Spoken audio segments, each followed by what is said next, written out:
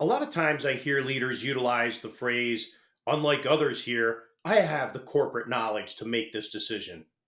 Stand by to hear my thoughts on how to share your corporate knowledge from a leadership perspective.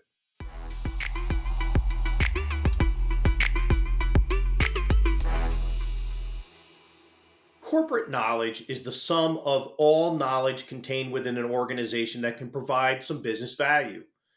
It may be gained from intellectual property, product knowledge, lessons of failures and successes, conferences, communications with your customers, just to name a few.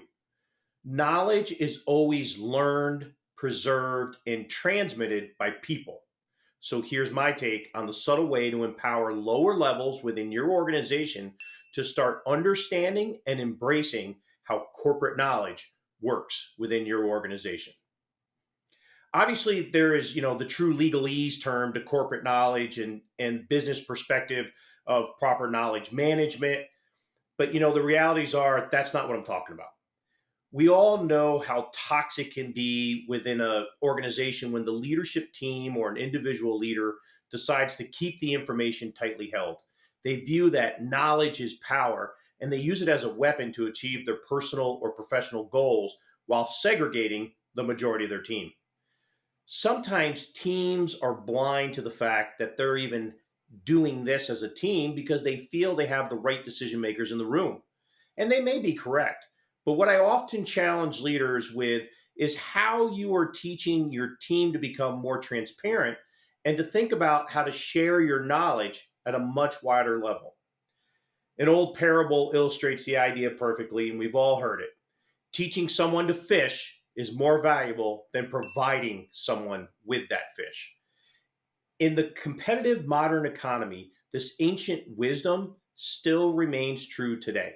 So here's a quick leadership lesson that I think you can use to help your team embrace passing corporate knowledge and how to give that feeling of empowerment to your organization. It's pretty simple. Get ready for this one. How about just inviting someone to the room to listen? I often ask leaders, when is the last time you invited a junior person to just sit along the wall in the executive conference room and observe a meeting? The impact that you achieve by allowing someone into the room just to watch, it's priceless. Not only are you allowing a professional development opportunity to happen, but you're also keeping the executive team pretty honest. The dynamics quickly change when you know someone is observing you, and how you interact amongst your peers is a little different. When in doubt, invite someone from your organization in and let them begin the journey on learning how your corporate knowledge, backgrounds, and situational awareness of the different processes really works. The additional benefit is that continued teaching to all of the team begins with understanding that this is servant leadership. They will embrace the fact that bringing someone in is always a good thing. Don't be the one known for having all the corporate knowledge.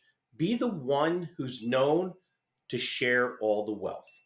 Iron sharpens iron. Make yourself and others around you better every single day.